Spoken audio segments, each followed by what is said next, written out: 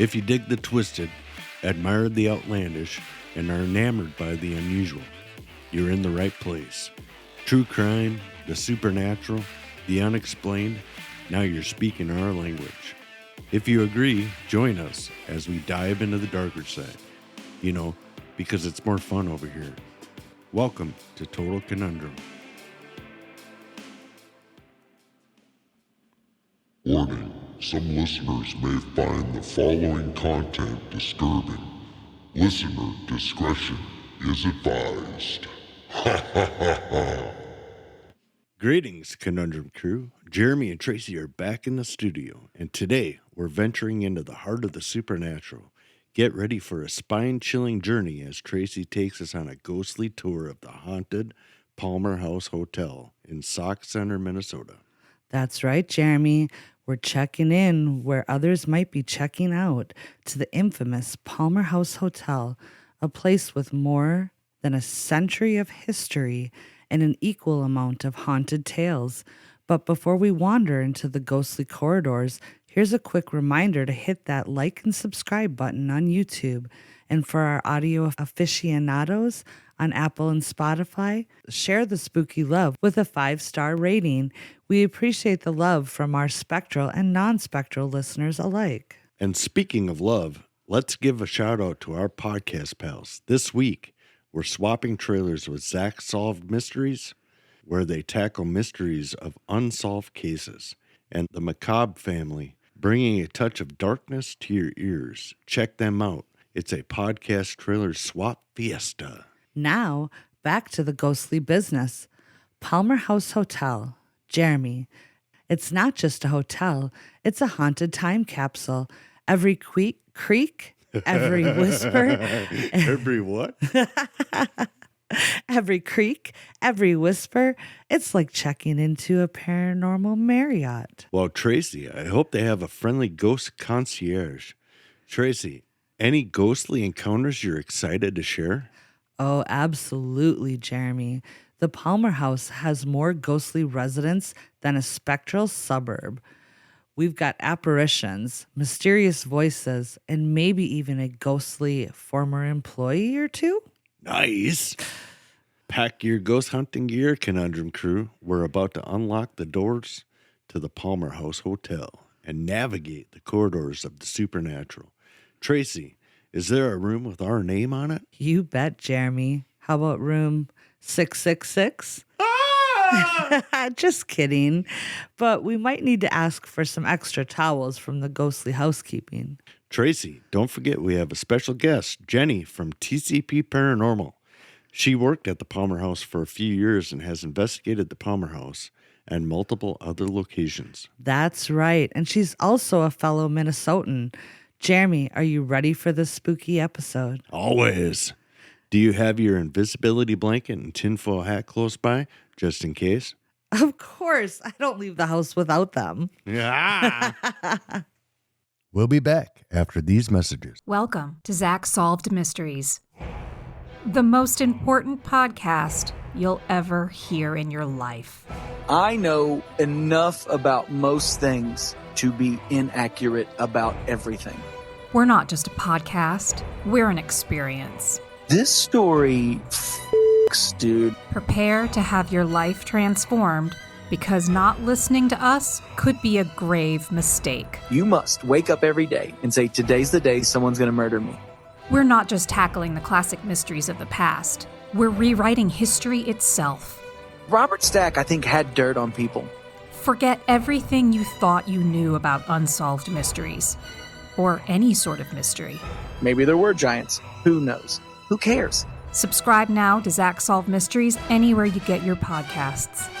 Get solved. Haha, mystery solved, my bitches. Hey, everyone. We have Jenny with us today. And I came across Jenny by sending an email to, is it Twin Cities Paranormal? Is that the That's group? us, yep. Yeah. So I came across a YouTube video of Twin Cities Paranormal, and I reached out to them on Instagram and via email, and they put me in contact with Jenny here. So the episode that we're going to be focusing on today is a haunted hotel in Sauk Centre, Minnesota, and it's called the Palmer House Hotel. And Jeremy and I have talked about that on a few different episodes. So we invited Jenny to come on and talk with us, and she was more than happy to. We were very excited to have you. Thank you. Thanks for having me. Definitely. Yeah, I've been with Twin Cities Paranormal for about 11 years, and then I worked at the Palmer House. Probably started 8 or 9 years ago.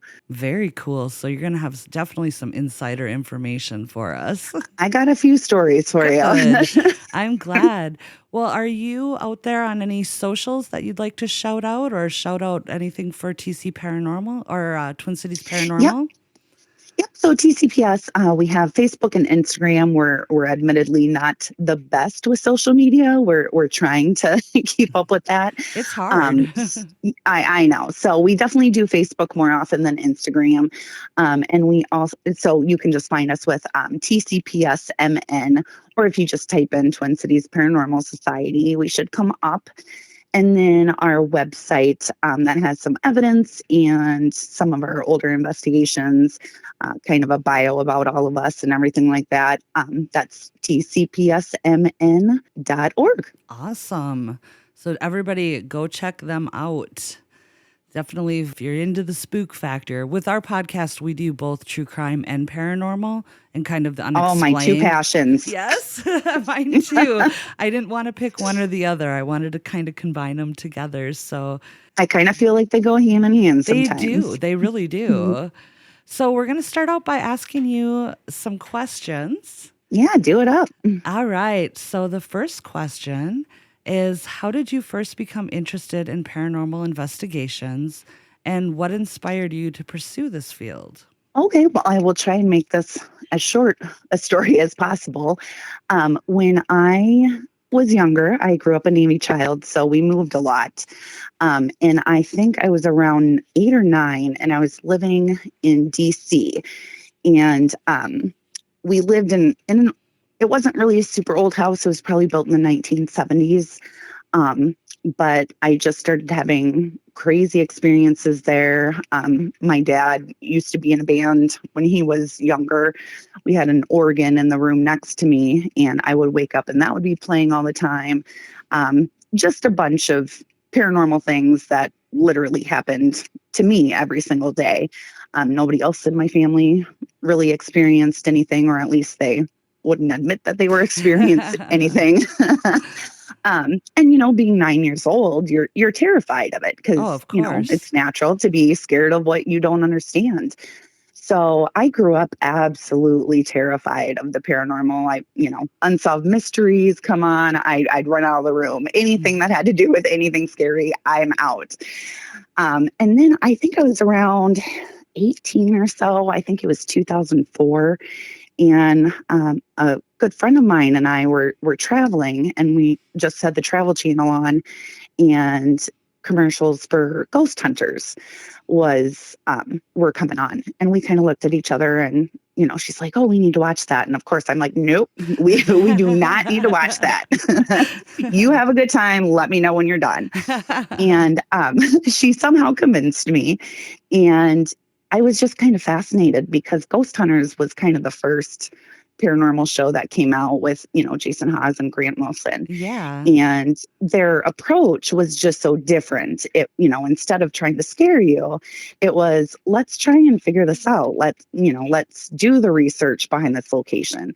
Let's talk to the homeowners. Let's figure this out and let them know it's not, as scary as they might think that it is. And, let's try and find some natural explanations.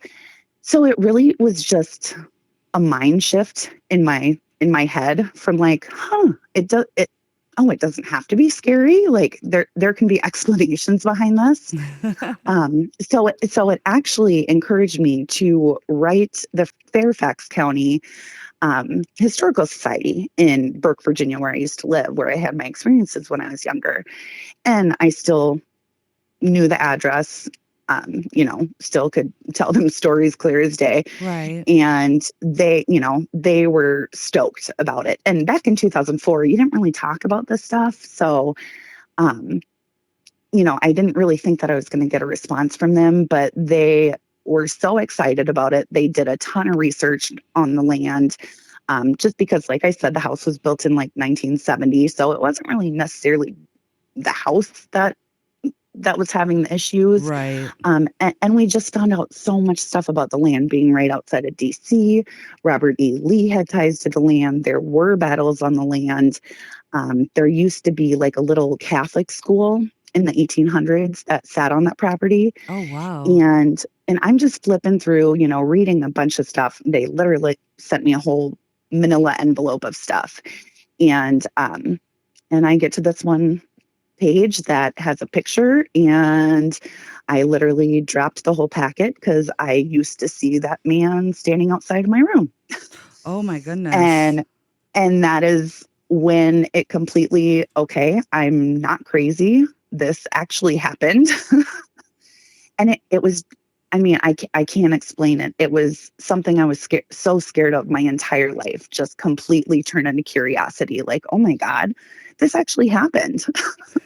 Now I'm more interested in it, So it literally was ghost hunters that kind of encouraged me to get past my fear and look at the whole entire field differently. And ever since then, I just wanted to help people that were in the same situation I was in when I was 9 years old. That's awesome. And I can relate totally to the being so scared of it. I also grew up in a home that I believe was haunted. I try to tell myself that I was just a kid, but I had friends and other people that were in that house that had experiences as well. And so I have always been terrified of the supernatural. Terrified. Yep. And but here we are, right? Right. And I love telling the stories. I love Halloween. We do a haunted house every year. But I will not go to a haunted house. Like a fake one, like a state fair like put on. Oh my God. Thank you for saying that, because people don't understand that about me. They're like, you won't go to the ones that people jump out at you. No, I will assault them. No, I will go to the haunted mazes. I don't like being scared in that, like startled. the jump scare. Yes. Yes. I do not like being startled. I say that all the time. Every Halloween, let's go to this. Nope.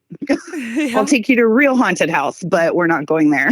Exactly. Well, and even when we started doing this podcast, Jeremy's like, we should do some extra content, go and do our own investigations, do our own little things. So we started doing, we did a couple Randonautica adventures, which didn't end up coming into anything. And we set spooky intentions and didn't find anything. And then the one night he's like, well, let's go to the graveyard. And I was like, hell no. And he's like, no, come on, let's go. And he finally convinced me. And we were sitting there and we just had an app on his tablet. And it was so funny because the bugs were so bad. We were sitting in the truck. Is that why we were sitting in the truck? Or? Yeah, because of the bugs. Wink, wink. I thought it was for a different reason. Sure. But we were joking around because every time I came home from work, Harry Potter was playing on TV. And Jeremy's like, it's the dogs. The dogs like Harry Potter. It's not me. And all of a sudden we had...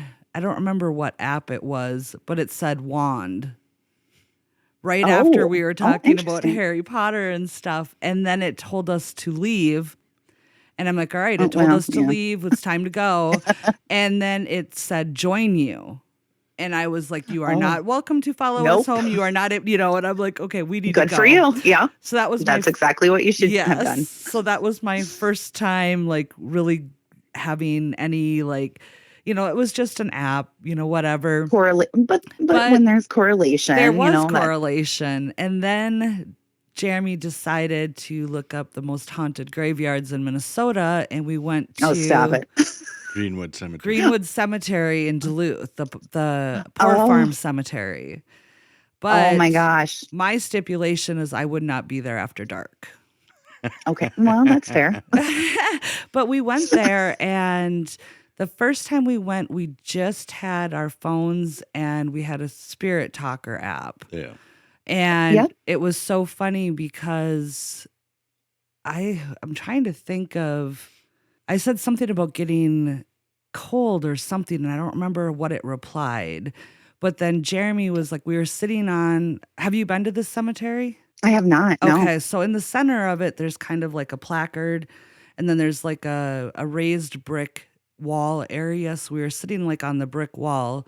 And when you're in the cemetery, it doesn't feel like you're truly in a cemetery because there is literally only like 2 or 3 flat gravestones. The rest are just the little cement circle with the stamp with the numbers and stuff. So if you walked out there, you wouldn't know until you like looked down at the ground. And a lot of the little concrete markers are covered up by the grass. Oh, sad. And there's like, what was there, 4,700 and some people Something buried like there. that, yeah. And oh, that's so sad. it is. So, anyway, the first time we went was just, we went with our phones and just that Spirit Talker app. And I think did we have our spirit box at that point, or the radio thing? I can't remember what it's called now. Yep, the spirit box. Spirit box, yeah. We might have had that as well. But anyway, I said something and then it replied to what I said. And then we were sitting on this wall and Jeremy stood up and I was like, are you getting sore? And all of a sudden the Spirit Talker said hurting. Oh, and that's interesting. Yeah, so it was kind of responding here and there in correlation to what we were saying. Didn't have anything bad, and we left right at dusk. And then we decided we got a few more pieces of equipment. We got a REM pod. We picked up some cat balls. And what else did we have? Or what else do we have? I can't remember. Just the apps and we picked up a couple of cameras. We wanted cameras that had night vision. So the first thing that happened is there's one gravestone that has, somebody had put like something in the ground where they could like hang things off of it. So that's like the only thing that's like standing up above the ground. And I was over by that grave site. Jeremy was, we bought a drone. So he was trying to use the drone to get like aerial, like B-roll footage and stuff. And we couldn't fly the drone because it was in a no-fly zone because there's like a government restricted airspace. Yeah. There's a building right by the cemetery that you can't fly there. So anyway, I was trying to get my camera working and I was recording, but the mic wasn't working. And so I looked over at Jeremy and I called over. I said, I'm having an issue with the mic because we have external mics on it. And all of a sudden from the woods, and mind you, this graveyard, you have to like walk back into it and it's all surrounded by woods. All of a sudden from inside the woods, I hear somebody call back, Mike. And I was like, oh. And he's like, no, so it you has heard to it audibly. Yes.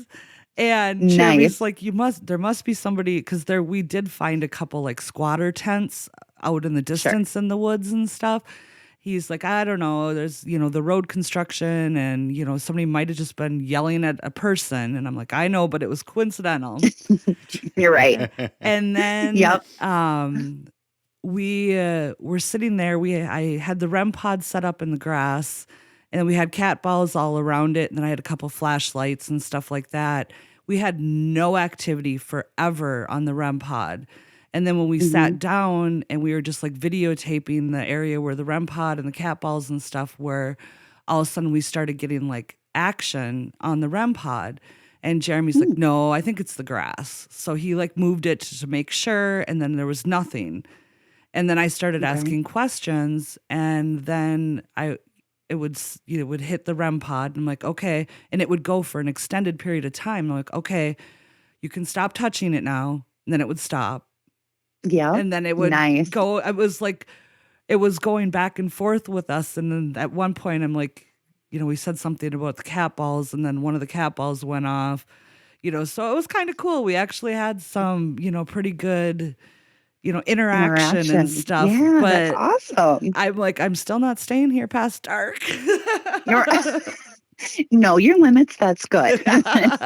Let's move our way up. You don't need to go full in all the way right at first. Right. Well, I have to say, though, too, it is a lot more calming when you're just thinking that you're just communicating and you're not worried about you're going to get jump scares and investigations. I know that. But, right. Yeah. But it was a little bit more calming. I was just so petrified of it. And now I'm like, okay, I think I can do this. I think I can do this again, Right. And just, that's exactly how I did it too, is I just, I would find little places, like a cemetery or something, it's harder. Like for our team, we never would really be able to do a cemetery just because we are very scientific based. Right.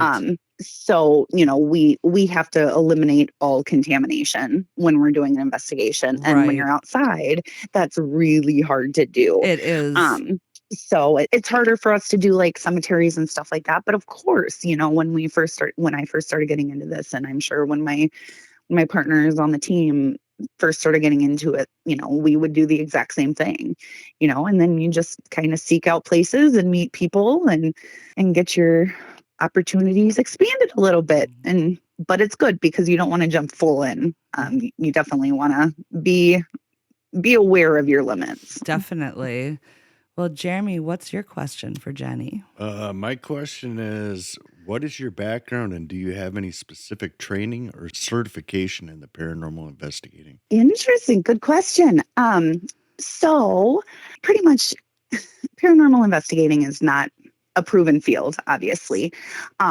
We work very hard. I think I had mentioned ghost hunters. Jason Hawes runs an organization called TAPS. Yep. And that is what Ghost Hunters was based off of. And we are now Twin Cities Paranormal, and then our friends up in Otter Tail County, Midwest Paranormal Files. We are the two TAPS teams for Minnesota. So Very there's cool. TAPS teams. Yep, there's TAPS teams in every state. We're actually international as well. One of my good friends lives in Germany and is on the TAPS team out there. So it's a network basically, where if somebody sees the show and they, somebody calls in and says, "Oh, I'm having these experiences," then they can kind of vet them to who can help. Very cool. That's kind of getting off topic. So for when I started getting into the investigating, I, like you said, Traci, you just kind of, we're trying to find like little places to go and stuff. So that's kind of how I started into it. And then I ended up managing the ghost tours down at St. Anthony, Maine in Minneapolis, which is the oldest part of Minneapolis. Okay. And, I don't even know, that had to have been 15 years ago, a long time ago.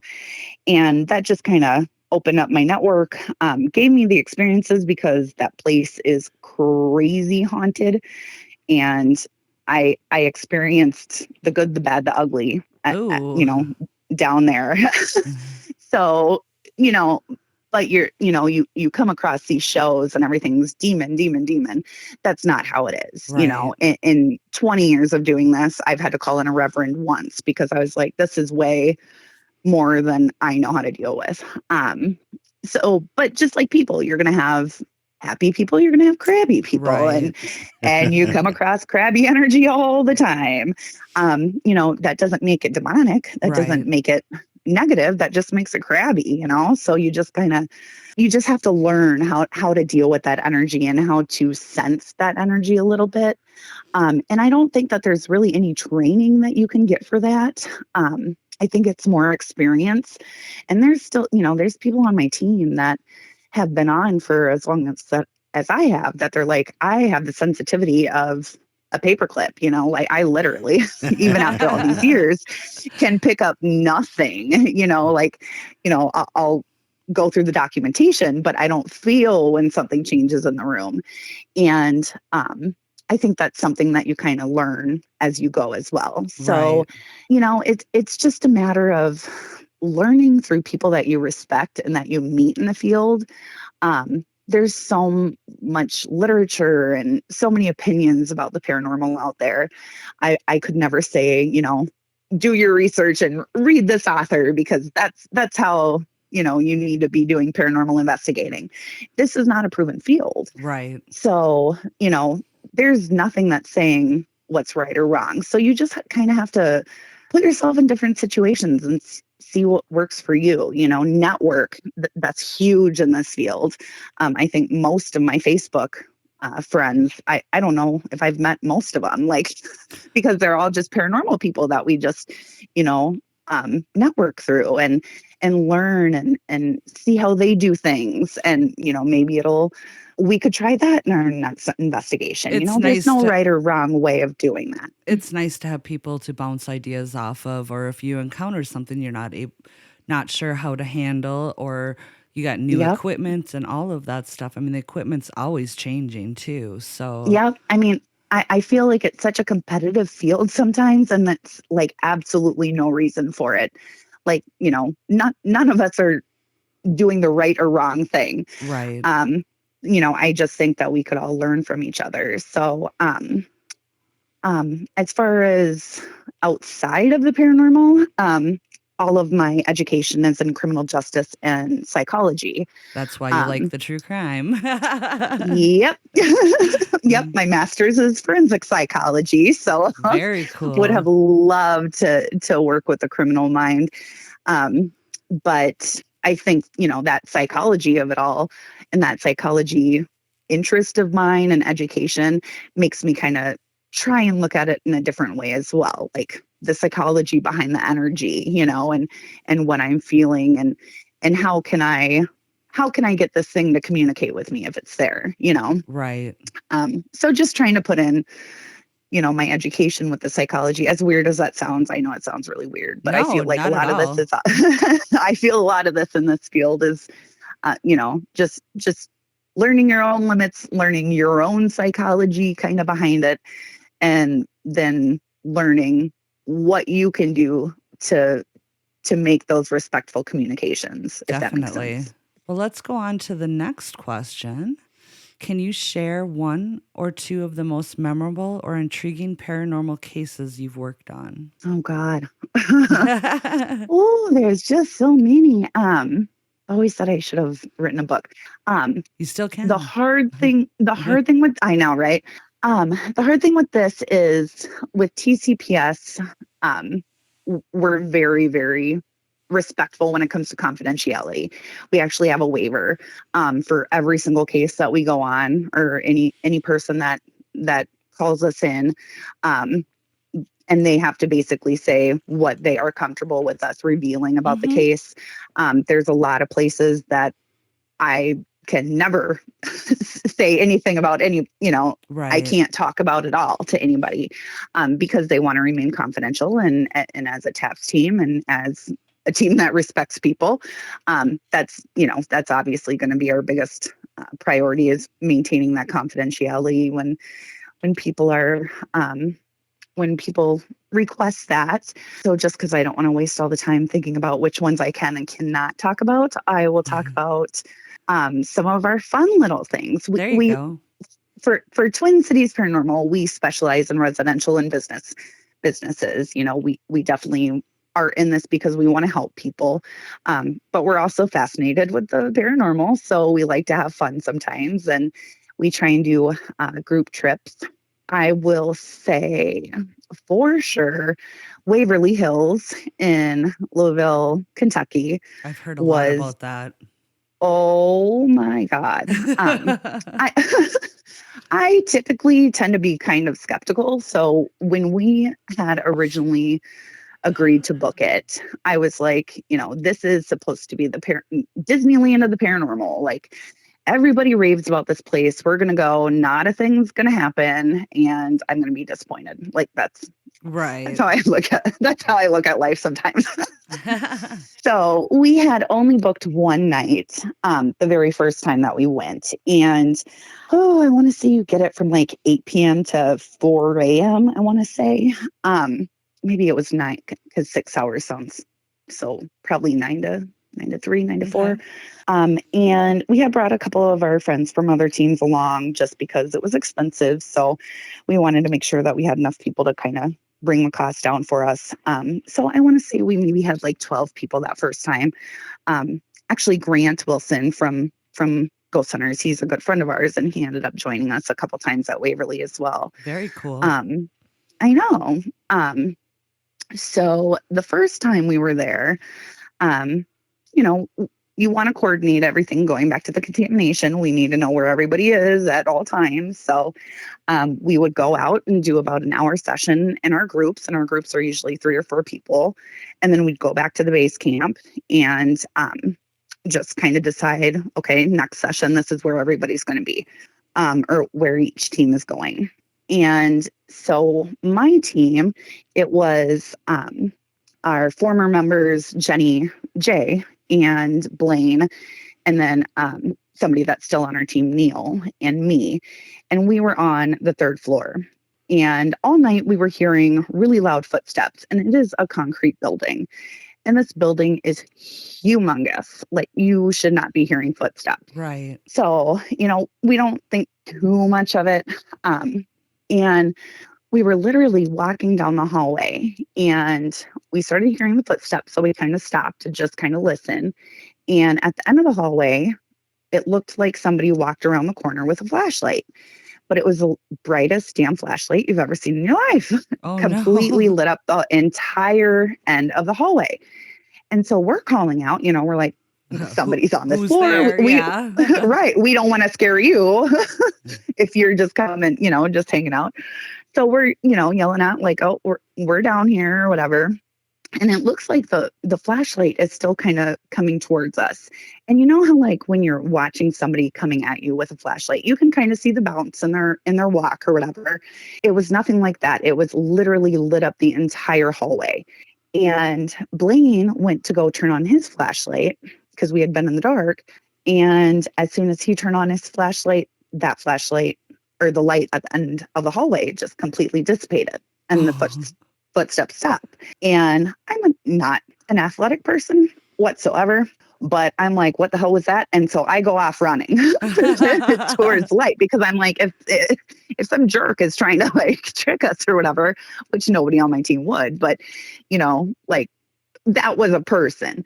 So I go down running towards where the light was, because there is a stairwell right around that corner. And absolutely nobody there. And to this day, and that had to have been 6 or 7 years ago, we've been back a couple of years, but not since COVID, that place just is insane. It is insanity, the things that happen there. I don't think I've ever been there where something did not happen. Wow. And and like I said, we're a skeptical team. So we try very hard to debunk things and to find natural explanations. And to this day, I'm like, this had to have been one of you guys, because this was like way too crazy to have actually happened. And do you think we would have had a camera pointing at it? Of course not, because why would anything ever? Why would it ever? Oh my God, it's just ridiculous. So, I mean, we have it on audio, but that's about as much of it as you can hear. But yeah, we heard those footsteps quite a while. And I guess I forgot when I ran down to look, see if somebody was leaving down the stairs or from the hallway.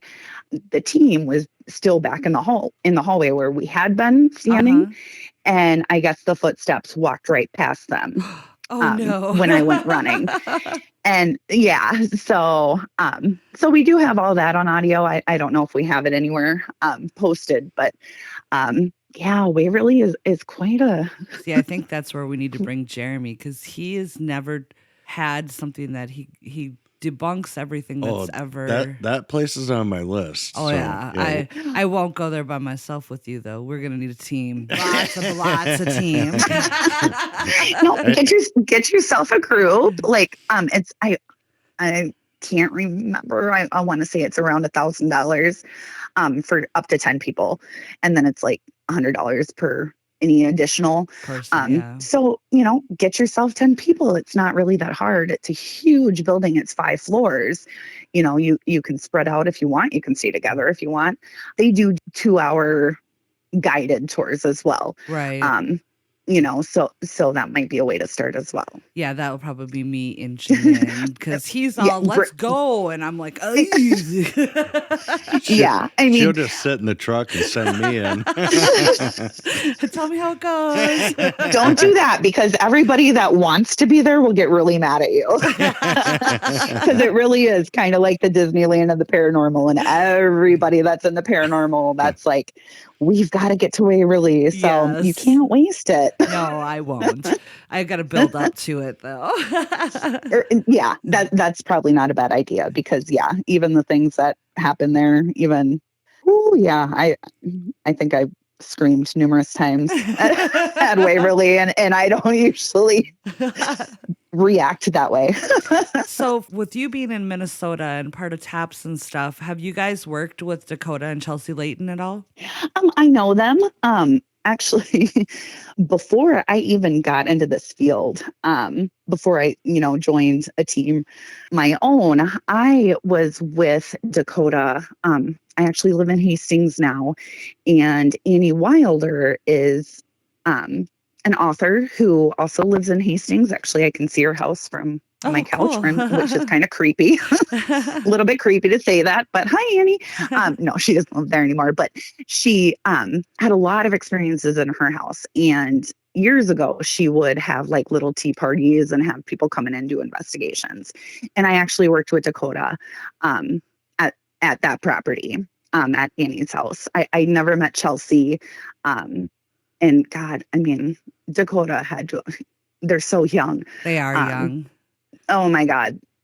He had to have been like a teenager still at that point. That was when he was still doing kind of the Ghost Adventures. Yes. The parodies. That's what the word I was looking for. He started doing parodies of Ghost Adventures, and then they saw it and thought it was really funny, and they're like, hey, why don't you come and do some work with us? So it was still like when he was doing parodies and just doing like YouTube videos and stuff. That's really cool. Yeah, so I saw them at an event in Duluth a couple of years ago, but I don't really talk to them or really get to know them or anything. They're busy kids. They man. are busy. Well, the reason I asked is, they went to school in Lakeville and they're from Minnesota. And my son actually went to school with all of them. Oh, really? Yeah. So he knows all of them from going to school in Lakeville with them. So awesome. And I grew up in Burnsville, so right next to him. So I did reach out to them on Instagram just to see, but they still haven't read my message. Aw, womp, womp. Yeah, right. I thought it would be cool. They are very personable people. Well, that's if what you Dylan said too. They're just super friendly. They were always so nice in high school, and they really are. And there's absolutely no difference between their personalities now that they are famous before when they weren't, Right. So they're very humble, super cool kids. Yeah. But yeah, I can't help you there. Sorry. No. I was just curious if you had encountered them. We also have another person we're having on at some point this month, Nash Hoover from Chasing Legends. He is more of a cryptid hunter, and he actually went to school with my son too in Northfield, and he used to play at our house when he was little. So, oh my God, that's hilarious. Yeah, so we're gonna have Nash come on, and I'm excited because they're kind of trying to reboot their show right now. So nice. Yeah. See, years ago they used to have a Paracon in Monoman, Minnesota, and it was kind of a yearly thing. And then the reservation kind of kiboshed it, so it hasn't been a thing and probably will not be a thing again, unfortunately. But I remember that's where I met Nash, and it was before he was doing any of the things that he got into, and it's so awesome because it's just like, you see all these people so many years later and they've made a name for themselves. It is fun. And yeah, I love it.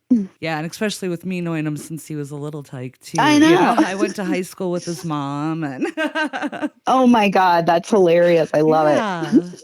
All right, Jeremy, what's the next question? So the next question is, what are the primary tools and equipment you use during paranormal investigations? And Have you ever talked to Elvis?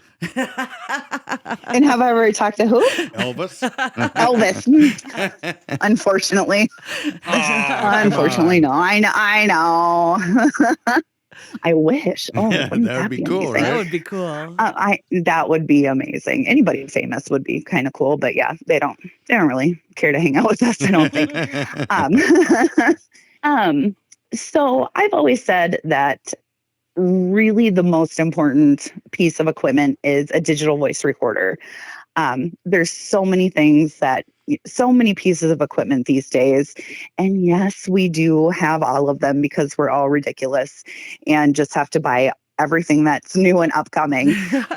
But really, I mean, it all really just goes back to, if I am sitting there doing an EVP session and I know that I eliminated all the contamination, and I mean, if you watch the shows, like even if you're doing a session and water starts dripping from a pipe or something, you tag it just so that when you're listening back, I mean, a stomach that's growling can sound awfully demonic when you're listening back to that on a recorder.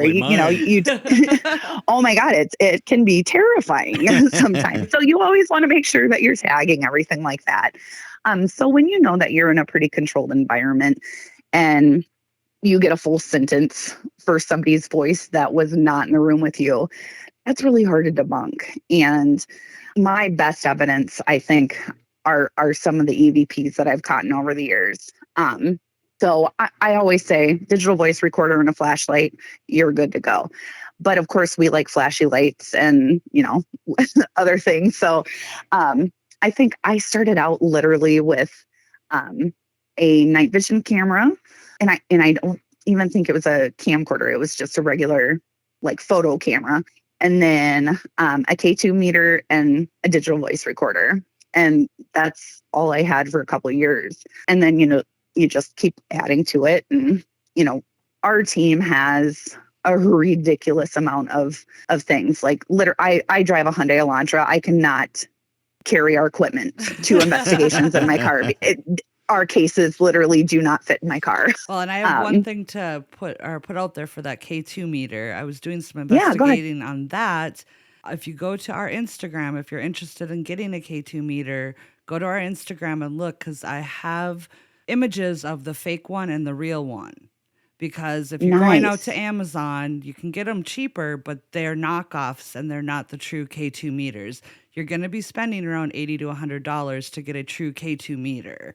And it's absolutely. The image that I have, somebody did a YouTube video on what the difference is and how the stickers look different and how the insides look different. So if you're going to buy a K2 meter, make sure you check out that comparison, because you want to make sure you're not getting something that's not going to give you genuine readings. I love that you did that. That's awesome. And the reason that those are cool to have is because, they basically just pick up the electromagnetic field, and anything electric is going to have an EMF to it. So, it's not foolproof. You definitely have to know how to use it. And if you're in an investigation and you're walking down the hallway and holding the K2 and it starts going off, well, you want to kind of scan the walls, scan the floor, hold it above your head towards the ceiling, make sure that it's not actual electrics. There's been residential cases that we've been called in on, and we go in there and the EMF in the home is so intensely high, that's just not safe. It's not safe for people to be around. It can really make you paranoid. It can make you physically ill. So that's kind of why we use K2s. It's not only a debunking tool. So, there's been plenty of times we've gone into homes and just been like, I'm sorry you don't have ghosts, but you need an electrician, you're not safe with sleeping with all of this EMF radiating out of your walls. So when you guys do go in to investigate, do you guys actually shut down the main power? So that way that tool works? We do not shut down the main power, okay. But we do a scan. So when you first go into the home, you obviously want to know where the electrical boxes are and everything. And we'll go through every single room, and any room that is kind of giving us higher readings, then we'll go into that specific room and try and track it down. Like, is this coming from wires, or is this completely random? So, it's constant debunking, because even if you're sitting there and it hadn't been going off, and all of a sudden you start getting the readings on it, you still want to pick it up and go kind of scan that floor, or scan anything that's near it. Make sure, cell phones, if you're getting a call on your cell phone. So yes, always turn your phone on airplane mode if you're doing an investigation, because it does kick on a lot of the equipment. So we don't necessarily shut down the power, but we do a scan before we actually start to investigate, just so that we know where the higher readings are. And then we try and figure out why we're getting higher readings in those locations. That's really good to know. Yeah. Well, I think we're going to skip the next question, because you kind of just covered that in the last question. Go ahead and ask the next one, Jeremy. Which one is that? Number 6. How do you approach cases with a healthy dose of skepticism, and what methods do you use to debunk potential paranormal phenomena? So we kind of covered it a little bit in the last question too, but yeah. And so theoretically, again, nothing in this field is proven, but theoretically, all that spirits are energy. And even Albert Einstein said, "You don't die. Your energy just changes form." So when we're on an investigation, that is what we're trying to communicate with. We are trying to communicate with that energy. And I think that's sometimes a way that you can try and help people make it a little bit less scary too, is, these are just people without bodies for the most part. Yeah, that might be a little weird to say, but it's not any scarier than interacting with anybody else. I work in law enforcement right now. Let me tell you, real people are a lot scarier. I was just going to say that. Ghosts. And I've had a couple of my officers contact me and say, "Oh my God, what's, this is going on." And I'm just like, why are you even scared? You deal with so much more dramatic stuff that's a lot scarier. And they're like, "No." It's like, oh God, it's going to take me a lot of time to to change a cop's mind that it's not scary. But I totally went off topic here. What was the question again? I'm sorry. We don't know. It was Squirrel. Just basically, yeah, right. That's me totally. How do you approach it with a healthy dose of skepticism? And what methods do you potentially use to debunk, which you kind of already did mention with the EMF and... Yep. I mean, you just kind of got to know your equipment, because if you don't know your equipment, you're going to get readings that you're going to think are readings. But, like I said, with the K2, you might just have it sitting in the middle of the floor, not next to anything electric. And just because you've already done a scan and haven't gotten something to show up in that room doesn't mean that it's not going to kick on at some other point. You know what I mean? Right. So you've got to know your equipment. You've got to know what it's testing. And then you've got to know what it can be picking up. So like I said, it's just that constant. I mean, not that you want to be moving around all the time on an investigation, but when you do start to get a reading, don't just take it at face value. You want to have other pieces of equipment set up to see if that you can get that correlation. And if you're not getting a correlation, okay, let's go pick up that piece of equipment. Let's walk around slowly. Let's see if we can kind of track down the source. And if you can't track something down, that's when you start to look at, more paranormal explanations. Nice. Very cool. Well, we'll kind of get into some of the questions on the Palmer House now. Let's do it. Have you captured any particularly compelling electronic voice phenomena or the EVP recordings at the Palmer House? And what do they reveal about the spirits or the entities present there? I like it. So before I started working there, we went down as a team, and TCPS was one of the very first teams to actually investigate the Palmer House. It was before I was on the team. We were formed in 2006, and I joined, I want to say, in 2014. So I don't necessarily know how many times they had been there. before I joined the team. But once I joined, we had gone up, and Kelly had pretty much just given us free reign just because she knows us. So we just kind of paid for our rooms and just did our own investigating. And I was sitting, I want to say, in the third floor hallway in between room 17 and 22, which is The most kind of haunted notoriously. ones. Yeah. Yeah, kind of. If you ask what rooms are the most haunted, not that we lock them in any specific room, but those are kind of the notorious ones that people talk about. And you can't hear it audibly, so I didn't pick it up until I actually was doing my review. But you can clear as day hear two children, and it sounds like two little boys possibly, and one of them kind of giggles, and then the other one starts to sing. Oh And boy. it was like do do do do do do, and then that was kind of the whole EVP. It was probably maybe 30 seconds long. And there is known supposedly a little boy that bounces the Yep. ball down the hallways there. So Yep, that's our friend Carlisle. That was the son of the Palmers. I have in my story, which we'll be getting into in a little bit here, but I have in there that there was a little boy that died there, but I didn't know how or why what were the circumstances of him passing there. So Yep. that's So interesting. Carlisle, yeah, he didn't pass there, but the Palmers lived there. So when they built the hotel in 1901, Ralph and Christina Palmer, like the mom and the dad, and then they had Carlisle, and Hazel was their daughter, and they all lived at the hotel. And I don't know Carlisle's full story. I do know that he grew into an adult. I believe he went into military, and one of my old coworkers used to see a man in military form in the kitchen, and they thought it possibly could have been him. We've had like his grandchildren come in and like look at pictures and stuff. I don't know how he died though, but he didn't die in the hotel. I know that. Okay. I'll say this, there are no documented deaths in the hotel. Interesting. Does not mean that nobody has. Right. Just means it's not documented.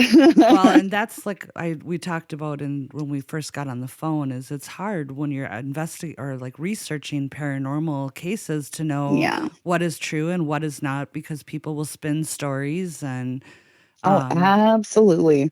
So makes it creepier if somebody died there. Exactly. And so let's go to the next one. How do the reported paranormal activities impact the experiences of the guests staying at the Palmer House?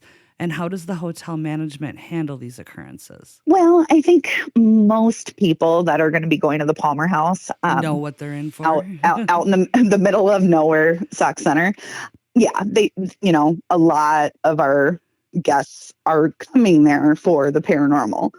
And I've always said that it's a great place to go because Kelly works so hard to keep it positive energy. I cannot tell you how many times I've been there and then I get a knock at my door at 4:00 in the morning and they're like, energy's off. We need to go sage. Oh no. So we go down 5:00 in the morning, whatever, to the basement and, try and figure out, because I mean, when you have so many people coming there with the paranormal, how many people are bringing their own stuff with them? Right. And how many people are doing their own things or trying to, or antagonizing and. Yep. And if we find out that that's happening, that's not going to be happening. It is extremely important. And Kelly, this is what I really respect about her. And I've met so many owners of haunted locations, and sadly, this is kind of something that really makes her different, is she's not all about the money. She doesn't care, if you're bringing her money or not. She wants the place respected. She does not call herself the owner of the hotel. She calls it the caretaker. She's the caretaker of the hotel. Making sure that the resident spirits are respected and that things aren't being called in that should not be there. Obviously there's only so much you can do, but I've seen her chuck Ouija boards out the front door and kick people out because, I mean, it's listed pretty clearly on our website, like no Ouija boards are allowed. She does not agree with that. And if people try and sneak them in and she finds out, well, you're kicked out. I mean, she takes it very seriously, and that might seem kind of harsh, but as a paranormal investigator and as somebody who's been in that place when the energy has gotten off, it's very respectful. I will always tell her that's one of the things I respect most about her is she really does take care of the spirits, and by making sure that she's taking care of the spirits and making sure that the energy stays positive there, that's what brings a guest back. Definitely. And that's, or at least the guests you want to come back, right. to come back. Yeah. I mean, obviously we get a lot of different people, but, she's very clear about her expectations and making sure that everything's respectful. And that's a good thing to do. Years ago, I worked at a bar in Dundas, and they've got all of the things. It's an old building. It's been taken over multiple times. They had lots of activity with like the James Gang and stuff like that there. Ooh, fun. And when I worked there, I had a little girl ghost follow me home. So in one of our episodes, I interviewed the owner of the bar, who was a bartender at the time when I worked there. And she now lives above the bar. And so it was for a Halloween episode. And I wanted to kind of, get her perspective now that she's the owner of the bar and she lives there. And she's like, I've given them, there's a room in the front of their apartment that they don't go into. That's where they have experiences, whatever. They leave that room for the ghosts. And there's a room in the basement that they don't open. They leave it and everything stays pretty calm. And she's been approached by multiple different teams to come and investigate. And she's like, and I tell them no, because we don't have anything bad going on. So I don't want to stir it up. And I'm like, well, that's a great way to work it. You have an understanding with the spirits that are there. Why stir anything up if nothing's happening, Well, and absolutely. And the spirits that we have at the Palmer House, and there are a lot, it's their home. Like, we don't want to be, you can't just have constant people coming into your house and not start to feel uncomfortable at some point, like if that makes any sense. But it's so important just because it is such a hot paranormal spot. It is so important for us to keep that energy positive there. Oh, definitely. It's not good for the living either. If you have all this negative stuff coming in all the time with people that may not even know that they're bringing it in. Right. It can really mess with the personalities of the living too. And, I mean, there's been times that it's like, oh God, I need to get out of this place for a minute. I just need to ground myself. Yeah. I just need to ground myself, or you can tell, who's been working way too many hours and hasn't been outside of the hotel enough, because, their personality kind of changes. And not that it's necessarily negative, but that's a nice thing about the Palmer House is, there's so many people that are so connected to that building. There's been times that I've been at home, in the cities where I'm like, okay, I wake up in the middle of the night and I'm like, something's off at the Palmer House. And the next morning I'll like text Kelly or somebody else. And we'll find out, a guest was doing this or that, it is weird because there's so many people that have such a strong connection to the Palmer House. And I do consider myself one of those people. That's awesome. Yeah. All right. So one last question and then we'll get into the story. All right. What is your favorite haunted location in Minnesota other than the Palmer House that you've investigated?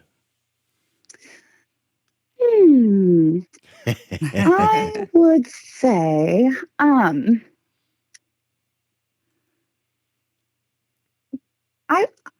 I'll go ahead and say St. Anthony, Maine, down in Minneapolis. It's been years since I've been down there, and it's been years since I've worked down there. So I don't really know what the energy is like down there right now, but it is by far one of the most haunted places I've ever been. And a lot of the places that we had access to when I was doing the tours were rented out to poor people that have to be in their offices all day in those haunted places. But we were just about a block away from the soap factory, which soap factory had some pretty nasty energy. Not gonna lie. And they do go ahead. They used, or I don't know if they still do, but they did a pretty wicked haunted house in that soap factory too. Yep. And yeah, they called us in one year to assist with an investigation, and it was during Halloween, so all of their props were set up. Oh my gosh. And that's kind of a touchy situation for me. Everybody has different opinions, but I just feel like that's very, very disrespectful. When you have clear evidence that you have spirits at a location, like, I'm sorry, don't be making gory and horrific scenes. I mean, I don't know. I kind of have strong opinions about it, but that's totally just me because everybody else loved that haunted house. I obviously never went except for when we actually did the event, but it wasn't during the haunted house. But right. Yeah, it's kind of gross energy. I don't know if you go on our webpage, the TCPS we have probably one of our most disturbing EVPs from the soap factory.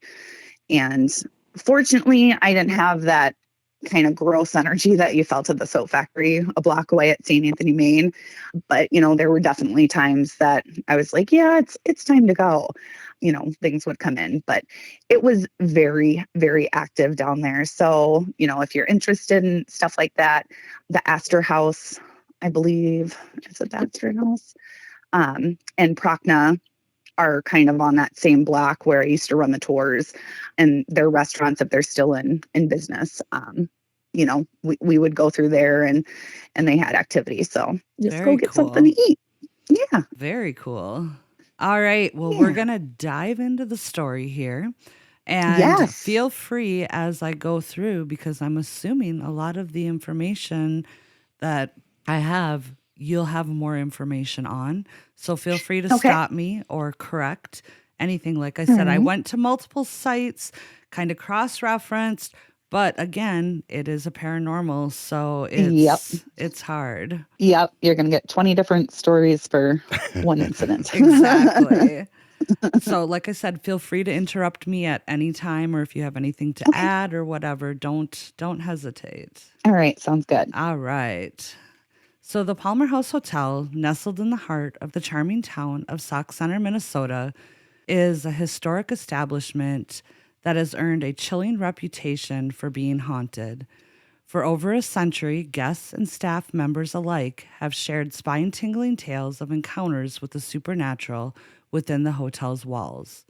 From ghostly apparitions to unexplained phenomena, the Palmer House has become a destination for paranormal enthusiasts seeking a taste of the otherworldly. Join us as we explore the ghostly legends that surround this iconic landmark. The Palmer House Hotel has a rich history that dates back to its construction in 1901. Originally known as the Sauk Centre House, it was built in 1864. The Sauk Centre House was a saloon, hotel, and a brothel that fell victim to a mysterious fire on June 26, 1900. The fire was not investigated, for the town was just happy that it was gone. For it was a blemish on society. That was one thing I found that a lot of people were That is correct. That's good to know. And the other thing I came across, but I never really got any proof on it, was that there was potentially people that were in the basement of it when it was on fire, but there was nothing that was pointed any proof to that there was anybody that fell victim in the fire. Right. All of the newspapers that we've ever seen, or any of the stuff from that time when it happened, honestly, there was one newspaper that said everybody that should have gotten out got out. Okay. So there is no documentation on if there actually were any deaths or not. Or if there's any squatters or anything. Right. But it was kind of deemed as, a place of ill repute. So yes, that is kind of the viewpoint of it, is it was just kind of an eyesore and brought in attention that they did not want for the city. So Right. nobody was really sad when it burned down. Okay. So we'll go ahead and continue. The Palmer House was built in its place by Ralph and Christine Palmer. Ralph was quoted as saying, "Go big or go home," when he was building on the rubble of the former Sauk Centre home. He built a hotel with 40 rooms complete with washrooms and electricity. And I got a few different discrepancies on the actual amount of rooms. I saw between 38 and 40. So I'm not 100% sure. I've always heard in the 30s. Okay. And then I believe one bathroom on each floor. Okay. And it was not typical for a hotel of that time to have electricity. And it was the first building in Sauk Centre to actually have electricity. I want to say it was one of the first in Minnesota. Oh, really? So even bigger than just the town. Nice. Yes, because a lot of people would travel out there for that reason, because it had the working plumbing and electricity, which most people in the state did not have. Very interesting. Yeah. So they were, they were really, really going big. They were ahead of their time. Yeah. Definitely. So the Palmers lived there with their children, Hazel and Carlisle, and Christina's mother and her brother. George Brander also worked at the hotel. This endeared the hotel to many, and because this was an era before apartment buildings, some people lived there full time. A few raised families, many had hard lives, and yes, some even died here, which you said that there are no documented deaths there. Correct. Okay. So again, that's something that when you're dealing with the paranormal. You're right. Basically, people think if somebody dies there, that makes it haunted. But Right. Basically, the place has a very big history. The Palmer House was a popular gathering place for locals and travelers alike. Nobel Prize-winning author Harry Sinclair Lewis worked at the Palmer House when he was young. Is that correct? That is correct. Very good. And he was fired numerous times. Oh, funny. I love that. I love it.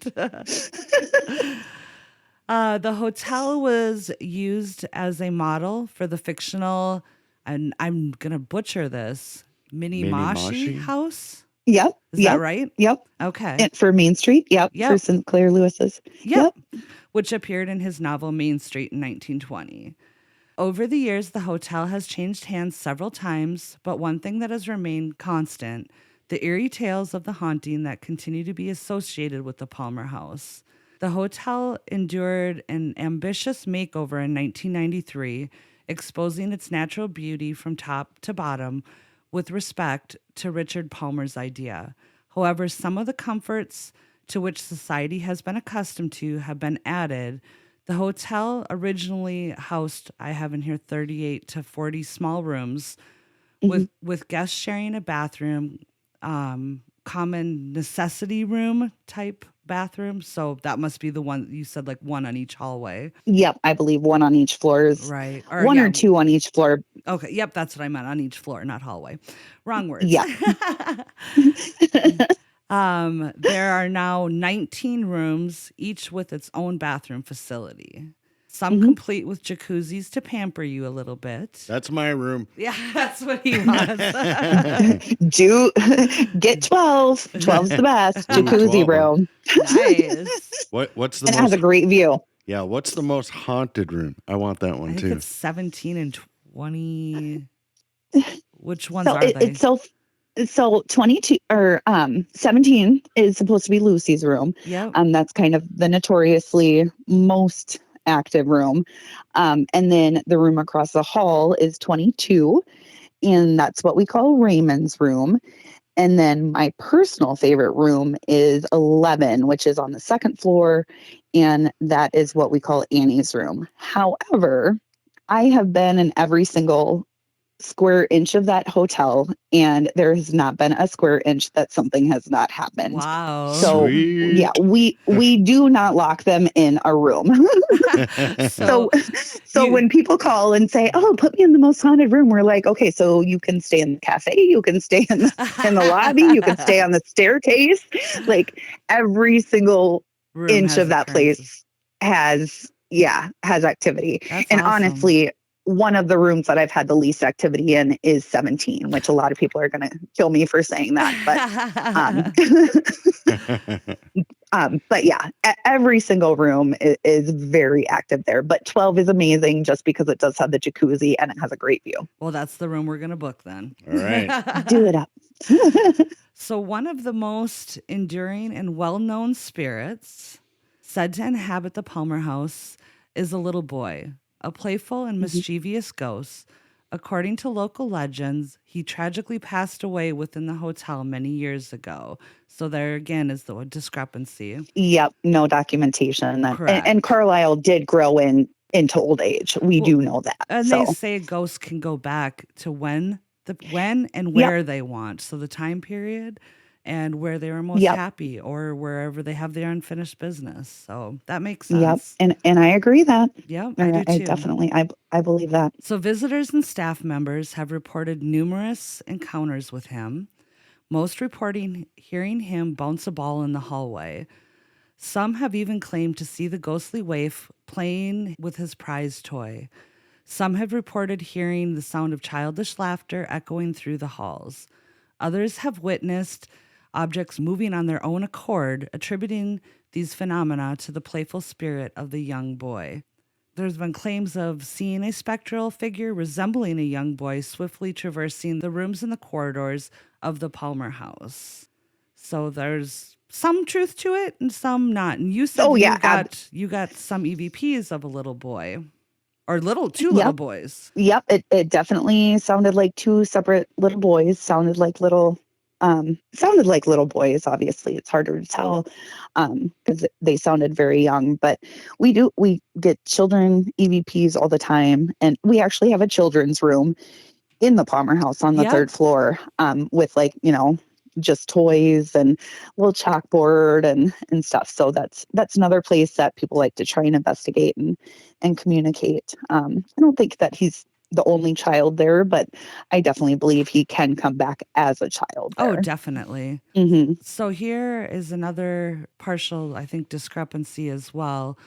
So when I was doing the research, it said that rooms 11 and 17 are considered the most active in the building. Yeah. Yep. Okay. So 17 would be considered Lucy's room. That's on the third floor. And then 11 is my favorite room. That's Annie's room. So and we do actually have a picture of what appears to be an apparition standing at the window in 11 when somebody had checked out of the hotel and they had been staying and they went out to the parking lot. We're just taking pictures of the back of the building and you definitely see somebody standing in the window and they had just checked out. So there shouldn't have been anybody in the room. Yep. They should have that out the Palmer. If you guys go ask to see that picture. Cool. Yeah. So then it goes on to say that guests and investigators noted that room 11 sometimes feels cooler than the other rooms. And some have also experienced the feeling of a cat leaping onto the bed and stepping over the covers when there was nothing there. Yep. I used to serve breakfast when I would go down for a weekend or whatever. And I can recall at least 2 times that I've had people waiting for me to open the cafe doors at like 7:00 in the morning, or when we opened back then, and that needed to check out because they have huge cat allergies and their allergies were going crazy. And they're like, there's a cat in the building. And we're like, no, there's not though. Not a living one anyway. Right. But I mean, you definitely do get I can't tell you how many people, I've been on a tour, doing a tour in the basement where people have been like, okay, I need to get out because there has to be a cat around here. It's crazy how many people just all of a sudden are like, I'm allergic to cats. And I'm all of a sudden having a huge allergic reaction. Yeah, I know. I wish they would come hang out with me. I love cats. Yeah, right? So room 17 is allegedly home to a ghostly prostitute named Lucy. Lucy is believed to have lived during the 1880s when the hotel was transformed in... So is that the one that Bagels Bagel Bites? Trying to make out with? Not trying to make out with her. Oh, we call Zach... Term of endearment, there was a podcast that I used to listen to. Bagel bites. They call them bagel bites, and it has stuck in my head. So anytime we talk about Zach Bagans now, we always say bagel bites. Oh my God, I love it. That's hilarious. I mean, I have other words for him, but well, and I do get into his investigation of the Palmer House in here too. I do briefly cover his investigation, but yeah, he's they're kind of a little out there. I love a those little guys. bit. I mean, I'm going to be honest. I've actually never watched the Palmer House episode just because I didn't want to be pissed off. So I just was like, I don't want them to spin the Palmer House right in the wrong light. And from what I understand, they kind of did. But yes, they were in room 17. Yes. And I believe, didn't they like mess with the furniture? They did. And I kept that part out because I didn't want to, with them antagonizing. Basically, in the episode, he's like, I know she doesn't like things to be moved or whatever. And they took one of the chairs and put it up on the bed. And they're like, well, how do you like that? Rude. And I purposely left that out because I don't like people antagonizing ghosts. So yeah. Well, thank you for saying that. Yes. We don't either. And that's just my opinion of Zach. Kelly thinks very highly, and they were very respectful when they were there. So I just want to say that. And it was funny because when I watched the episode, they portrayed her as an employee. It wasn't until I started researching on my own that I found out that she was actually the owner. Yep. So, and we know this is not correct now because you had said that nobody had died in the Palmer House, but her story tells of a murder at the hands of her pimp, Raymond, who is said to haunt room 22. So no. Yep, that's right across the hall from 17. And then due to her tragic end, Lucy does not like men and will physically attack them. So I'm not sure how much we know that the death isn't correct. I don't know if the link to Lucy and Raymond is correct, but as for the men factor, I know Zach brought that up, that they didn't think they were getting any activity because of them all being men. Right. And there has, so I'm just going to start with saying this is not documented. So nothing about Lucy, nothing about Raymond, nothing about Annie, the big ghosts of the Palmer House, if you will. It's not documented. It is what people have picked up on over the years. Okay. So while I don't want to say there's no proof, because I worked there long enough and I was there long enough to know that there is something going on there, whether it is the names and the stories that were given them, I don't know. But, yes, there is definitely a female in room 17. And I don't want to get off topic too much here, but one really funny story. My team was investigating one time, and it was January or February, so it was really slow. We had the entire hotel. I was staying in room 22, and a former member of ours, his name is Yako. He is, kind of a short, chubby Greek man. He was staying in 17. And in the middle of the night, I woke up and there was an extreme, literally felt like it was burning my nose hairs, smell of perfume in my room 22. And I literally had to put my blanket over my face because it was so strong. Wow. And eventually, dissipated and went back to bed, whatever. The next morning, I was talking about it at breakfast, and Yako's just kind of looks at me and he's like, so what time was that? And I don't remember, let's just say 1 or 2. And so I said, oh, probably woke up around 1 or 2. And he said, yeah, that's the time that I got into the jacuzzi. And he was in 17. Uh-huh. And so my theory is that Lucy was like, oh, hell no. And didn't want to see that because not many people would. And was like, I'll just come over and hang out with Jenny in 22. Oh my gosh, that's hilarious. So it's it's like little things like that it's like, I have so many of those stories that really do actually kind of correlate the stories that have been told, that, okay, Lucy, might not be such a fan of little Greek men, but But, she'll come hang out with me then over in 22. So I do want to say that there's nothing in any files that we've ever found that name Lucy and Annie and Raymond. We don't have proof of that happened.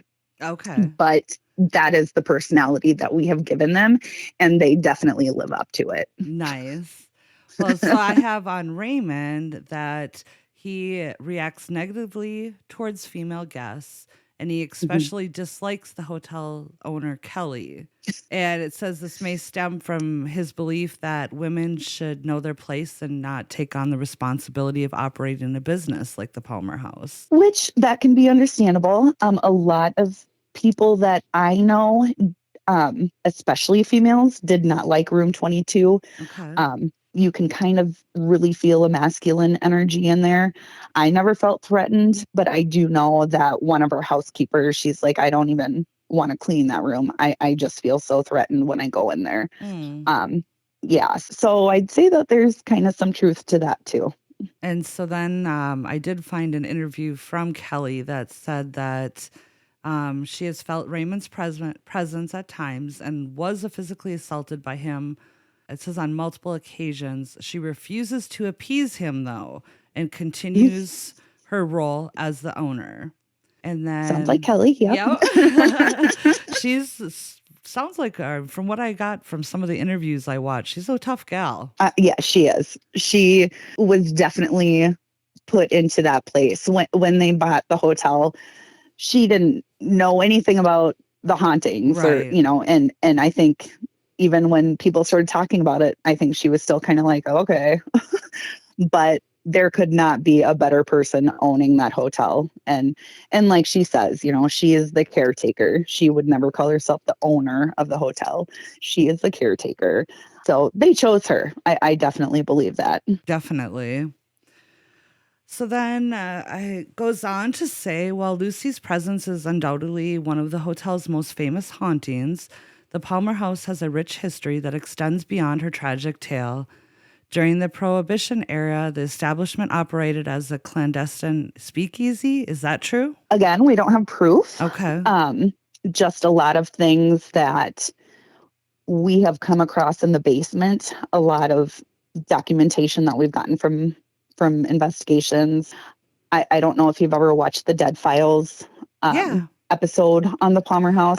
Not the one on the Palmer House. I'll have to check that out. Yep. So they did one on the Palmer House, and they actually found out information that we never knew about. That I want to say a policeman or a security officer was walking around kind of doing his rounds one evening, and this was during Prohibition. I don't remember the year. And he ended up getting shot. He stumbled to about a block away across Main Street where the PD used to be, went into the lobby and collapsed and died on the floor. And we think, and again, speculation, but what we believe is that he probably walked in and saw something he wasn't supposed to be seeing, because it is very likely, even though we don't have that documentation, that some shady things were going on in that basement, especially during Prohibition. Yeah, definitely. Yeah. So again, we don't have that, we don't have anything saying that that's true, but I think everybody that works there and everybody that's been there probably agrees that I think we all have that same theory that, there was probably some gangster activity and some shady happenings. I mean, there's tunnels underneath Sauk Centre, especially downtown. And, we believe that it was probably, the alcohol was probably brought in through those tunnels, and, they needed a dark, cold basement to store it in. So again, don't have proof, but if you look, kind of like the tunnels of St. Paul then, huh? Yeah. Very cool. Yep. Yeah, I know. It is kind of fun. But yeah, we don't have that documentation, but we definitely have our speculation. Speculations. So visitors, according to my research, have reported hearing ghostly sounds of glasses clinking, muffled voices engaged in lively conversations, and echoes of laughter resonating from the empty rooms or even the hotel's basement at times. Mm-hmm. Absolutely. Yep. Okay. probably at least 10 times have seen like wine glasses or beer mugs fly across the table and smash into the wall and shatter. Like it's not abnormal for that to happen. That's crazy. And then I have full-bodied apparitions have been seen in the bar area. Many believe that a man hung himself there during the 1950s. So again, another speculation of a dead somebody that died there. Right. And I've heard that too. I don't know if that's true. The bar is definitely a very active location, but I don't know if he's related to it or not. Again, no documentation. Okay. And then it's multiple paranormal investigators have seen a humanoid-shaped gray smoke in the room. Al Tingley, who was the owner of the hotel during the 70s, published a book discussing the Palmer House titled The Corner of Main Street, which also mentions the strange entity. So I'm not sure how much truth there is to that. Him and his partner owned the hotel before, I think it was the person before. There was one lady before Kelly, and then they owned it before that lady. And I don't know if they lived there, but I do remember hearing that they wrote a book. I unfortunately have not read it yet. Okay. And I actually kind of forgot about it until you just brought it up. So thank you. You're welcome. We're here to help. I tried to go deep. I tried to go deep. You need to find me that. Yeah, because I've always wanted to read it. And I want to say Kelly has like old copies of it in the basement. Oh. And she was going to oh God. And now maybe I'm making things up, but I think over COVID, I want to say over COVID, we did so much cleaning there and just, purging just because we were closed and there's not a lot of other times you can deep clean a hotel and restaurant. We'll be back after these messages. Hey everyone, it's me, Stephanie, the hostess of the Macabre Family podcast. Join me and my whole Macabre family every week as we tell you all the tales of spooky, kooky, creepy, freaky, hairy, you name it, we got it at the Macabre Family podcast. Join us every week on all listening platforms. Stay spooky. Right. But I want to say she found a box of like old books of his, and I don't remember why I did not take one at that time. Maybe she needed to go through them first or something. Yeah, I don't remember, but I do. Yeah, I do want to read his book because I think he pointed on a couple things that she's talked about over the years. So very cool. Yeah. Yeah. So those who have stayed at or visited the Palmer House Hotel have experienced a wide array of unexplained spectacles that defy rational explanation. Sudden drops in temperature have been reported, with guests feeling an icy chill pass through the air, even in the absence of open windows or drafty corridors. Objects have been known to move on their own, only to reappear in unexpected locations. Lights have been known to flicker. All the time. And all the time. There's an unsettling sensation of being watched. It has sent shivers down many people's spines. And some have even claimed to encounter full-body apparitions, catching fleeting glimpses of ghostly figures drifting through the hallways or standing silently in empty rooms. Spooky! You're making me want to get back there. I haven't been in a while. I think that would freak me out more if I woke up to somebody just standing there watching. Yeah, staring at me. Yeah. I would always try and tell them, don't watch me sleep. And if you're going to, like, just don't let me know that you're watching me sleep, because that's gross. But go into invisibility mode. Right. Right. But yeah, I mean, the Palmer House never disappoints, and you do get a little bit of everything there. Like I said, it's not uncommon for a wine glass to just all of a sudden just shoot across the table and smash against the wall, or it's not abnormal at all for people to see full body apparitions.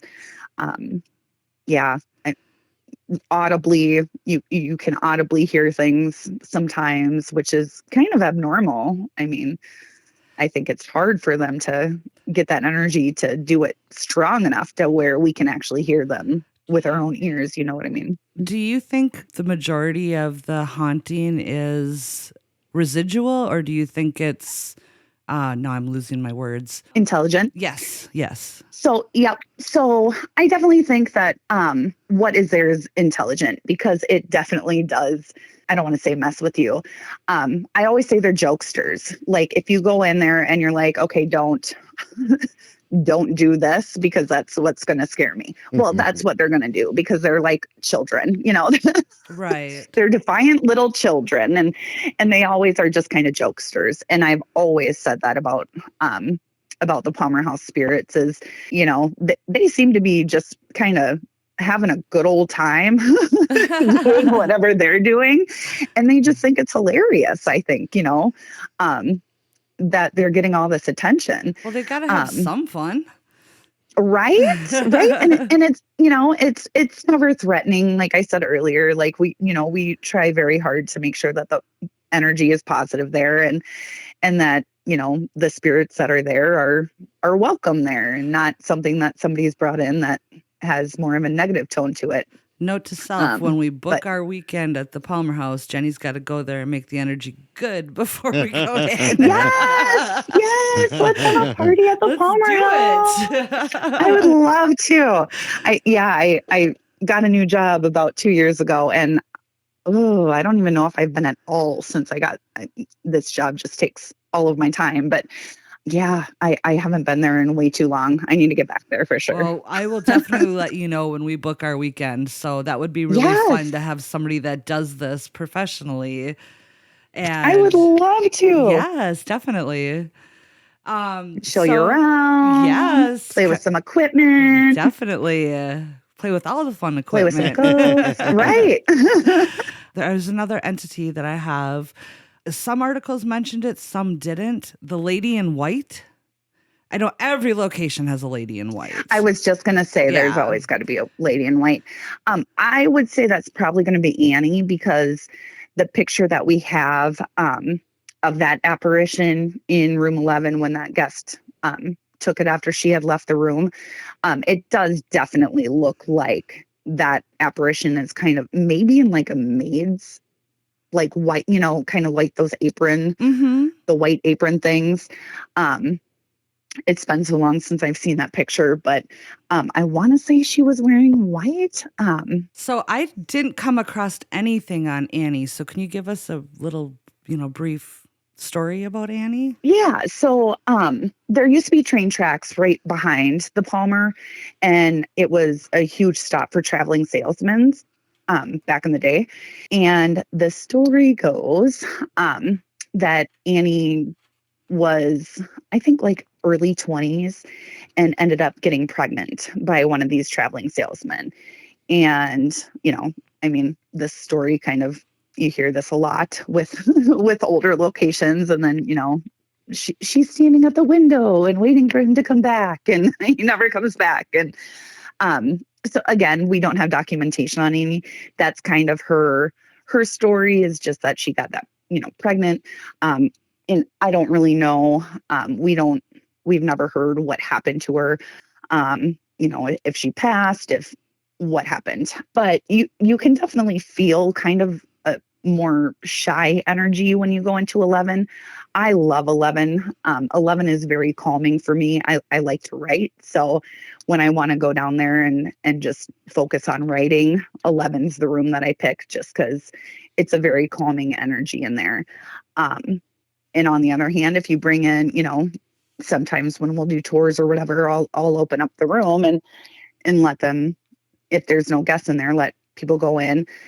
And if you go in there kind of like with a stronger personality, especially men, she's going to leave right away and nothing's going to happen in that room. Wow. But yeah, and that is pretty consistent. When you have stronger energies and like actual people energies and more aggressive people, absolutely nothing's going to happen in that room. And we just think that she probably just leaves because she's like, I don't have to deal with this. I'm going to go bother somebody else. I'm going to go do my own thing. Go hang out with Lucy. Right. We're going upstairs. So yeah, I really like 11 just because it is a really calming energy. So yeah, we always say that that's Annie's room. It's okay. room 11. Well, that's cool. I did not come across Annie at all in my research, so I'm Interesting. glad that, yeah. So the basement of the Palmer House is an area that brims with paranormal activity and is notorious for its eerie atmosphere.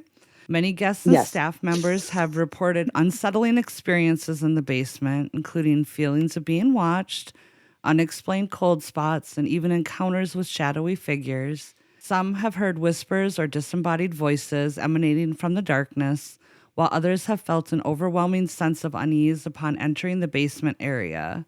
And I know you were in the basement with that one gentleman. I can't think of his name right now. Chad Lewis. Yes. Yep. And I can't remember. I do talk about, I think, a couple other people from Minnesota in here. I'm wondering if he's one of them. It might not be, but I can't remember the names. I'm horrible at names. So, So am I. Let's see here. There's also stories associated with a former employee named Harvey. And Harvey was a caretaker of the hotel in the 60s and 70s. Do you know anything about him? No. So, oh my God, she's going to kill me if she knows. So Kelly's dad used to live at the hotel, and he had his workshop down in the basement. His name started with an H, but it was not Harvey. Okay. Harold, maybe. Oh my God, I'm so embarrassed right now. I should know this. No. Names are hard too. I've just said that. Right. But I know that he had his workshop down in the basement, and there's actually still a lot of stuff of his down there. He used to live at the hotel, and then he just ended up getting in such bad health that he had to move in. I believe with her sister, who was doing more hospice care for him because he just couldn't do the stairs in the hotel anymore. So I'm not sure if that. It's very close, so it definitely could be. Definitely possibly. Could be. But yeah, I haven't had experiences with him. Okay. In the hotel, I'm pretty sure people have, but I have not personally. And then the last one, I believe that we have for ghosts is a bride-to-be named Rose. What? So again, this is why I wanted to have somebody that has been there, is familiar. Right. The Harvey rings a little bit of a bell. Rose means nothing. That doesn't. Bride-to-be. No, I have no idea who that could be. And again, that for me, it resonates with a lot of tales, like the lady in white. You know, she was a bride-to-be the night before her wedding. It was meant to be a joyous occasion, but she fell down the stairs, met her untimely demise. So to me, that was kind of like a yada, yada, yada. Okay, yeah. So, but I included it because I wasn't sure if it was true or not. And then I had put in here that if this was truly a ghost there, then she could be the lady, the lady in white, a bride in her dress, in her dress. Right. Which would, definitely make sense. No, that one I have never even heard of. That one is new to me. Okay. Well, and like I said, this is why it's so awesome to have somebody that has been there, that worked there. This was as soon as I came across that the TCP Paranormal, I was like, I am going to reach out to them because I want firsthand information. Well, and you just happen to pick the team that one of their members worked there at the powerhouse. So you picked the right one. Yeah, they sent it to me. They're like, hey, can you do this one? I was like, duh. Yeah. Follow me. That was so cool that ended up working out. I loved it. Yes, absolutely. Nothing's a coincidence. The other thing I've came across is there's been many, like you said, many different investigators that have been in there. They've captured many different documentations, EVPs, unexplained voices. Photographs have revealed mysterious orbs and apparitions. What about this here, Chris Schneider? Oh, yes, let me get to that. Oh, Chris. Yeah, what about Chris? Yeah, he was in the episode. I'm trying to get down there here. Want me to just read it off? Yeah, definitely. Go for it. So, Chris Schneider, who claims to have experienced possession while exploring the basement. So, Chris is Chris is she just moved down to Florida not a couple years ago. We're hoping she comes back, but she's one of Kelly's best friends, really good friends of all of ours. Her and her husband Bill Schneider would come up and do investigating all the time. They actually were on, I believe, My Ghost Story, if not more than just My Ghost Story. Bill ended up passing, oh gosh, how long ago has it been now? 7 years ago, 6 or 7 years ago. And I don't know if you've ever seen the mural of Sinclair Lewis that we ended up painting on the back of the Palmer House. But Chris donated all of the money from the donations for after Bill passed, so that we could do that, just because the Palmer House it's so close to both of them. Oh, definitely. So yeah, she is a sensitive, and she definitely has picked up some pretty crazy things. And it's been years since I've seen the My Ghost Story episode, but if you can find it, you can kind of see what happens. It's not, I wouldn't say it's a possession, and I wouldn't think that she would call it a possession. She just kind of goes into almost like a trance where she kind of just starts getting downloads of information. Okay. And just kind of talks, and she doesn't necessarily always know what she's talking about. She's literally just talking about the information that she's being given. And one of those instances they did capture it and air it on My Ghost Story.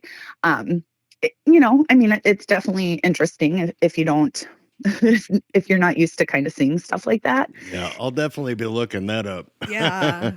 Yeah.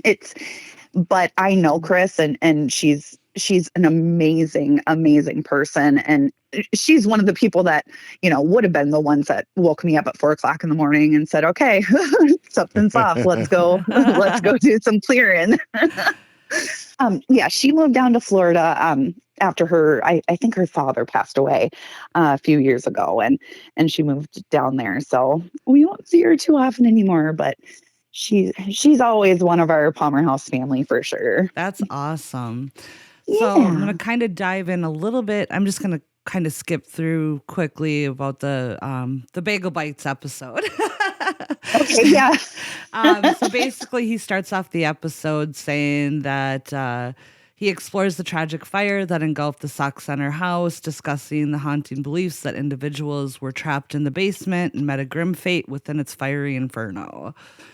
And which we've already discussed that we don't believe anybody was in the basement, but it's right. The grand facade of the episode. Right. So during his investigation, he interviews Kelly, and they walk through the Palmer house together. They venture into the basement, where Kelly shares a remarkable story involving a stranger who had no prior connection to the Palmer house. The stranger had a vivid dream in which a gentleman appeared, insisting that it was time for this untold story to be revealed. Deeply moved by the dream, the stranger confided in Kelly, disclosing that there was a body buried beneath the basement stairs. So Kelly talks about how she took it upon herself to investigate further, arming herself with a large spoon, and she started to dig. A large spoon. And to her astonishment, she did uncover what she believed to be multiple human rib bones. However, when she returned to the basement the following day, the bones had mysteriously vanished, leaving behind a perplexing mystery. That is true. Wow.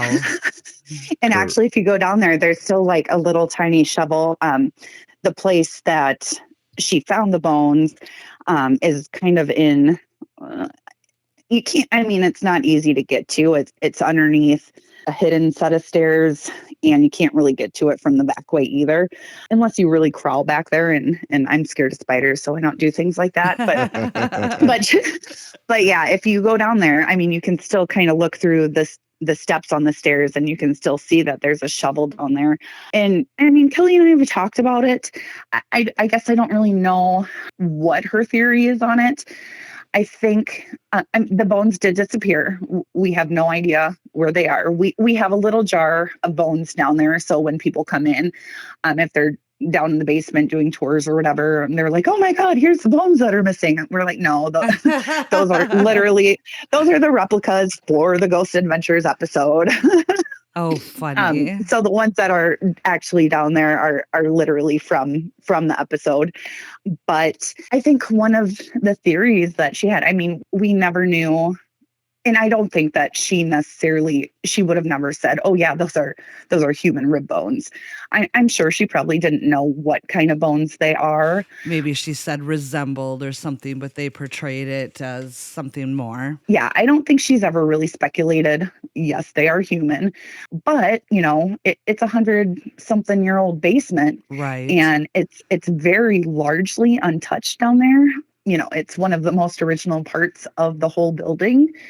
And if this is going to sound really bad to say, and we're going to put this, my words, not Kelly's words, but, if she had called law enforcement and said, I found this curious set of bones underneath, one of my staircases, it's very likely they would have had to come in and excavate. Oh, definitely. A lot of the area.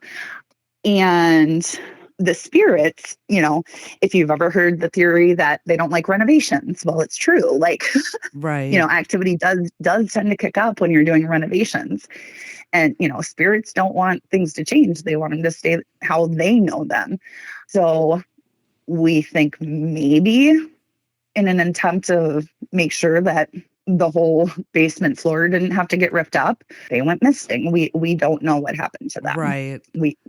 And again, we can't say that they were for sure human bones. They could very well have been animal bones, but we just don't know. But yeah, somebody literally called her and said, this is going to sound really weird, but I'm getting these dreams and these visions. And she's like, okay, well, let's go see what that's about. That's crazy. And when she actually started digging stuff up, it was kind of like an crap for her moment. To just take I'm just grabbing this and I'm going and I'm going to investigate this. That's awesome. Yeah, but that's totally Kelly. So going forward in the episode, they're kind of interviewing Kelly in the basement. She kind of becomes uncomfortable. She feels like she's being surrounded. They decide to take her out of the basement because they could tell that she was definitely feeling affected. And when they got upstairs, Kelly shared an encounter that she had with a black dog possessing red eyes in the basement at one point. I don't believe Kelly's ever had that experience with the dogs. It's a known thing that there are supposed to be dogs down there.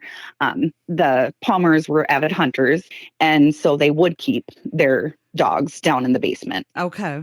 And somehow that's gotten stretched to demon dogs. I don't know how, but that's where we went with that. As far as I know, I don't believe Kelly's had an experience with the dogs. Okay. Like negative wise. But again, like I said, I didn't watch that episode. Right. So I guess I'm not sure about that one. The last thing I'm going to cover on their episode is it said that there's a renowned local paranormal investigator, Dave Schrader. Do you know him? Yep. Okay. Yep. So he recounts a spine-chilling encounter that unfolded in the Palmer House basement. Alongside 3 fellow investigators, they positioned themselves near the staircase, the very spot where the rumored body was buried. As they fixated their gaze upon the stairs, a face materialized from the shadows and advanced towards them with an eerie intensity.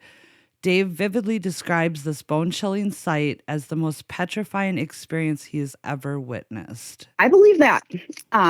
Yeah, and I believe that was an interview with him. That I wrote this story months ago, so I'm trying to. Yeah, some of it's a little foggy in my brain, but right. And Dave used to do a ton of events here at the Palmer House. I don't. Well, actually, I think he did start doing events back at the Palmer again. But it's kind of one of his favorite places. He's kind of a bigger known celebrity in the paranormal world. He's had a couple shows, Holzer Files. He's Gonna Kill Me, because I can't really remember the rest of them.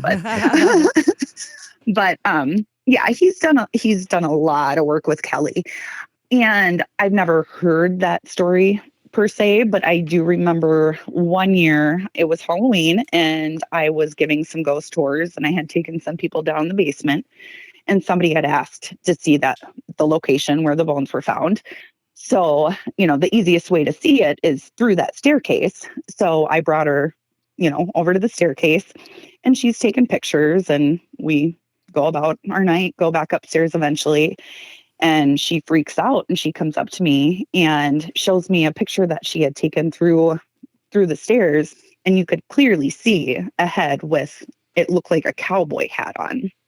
Oh, it wow. it was crazy. It was pretty crazy.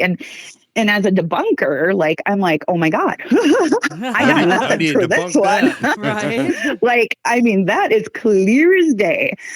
So I definitely believe that Dave probably experienced something, because I think that was one of the first times that I ever had actually brought a guest over there and to kind of explore the area.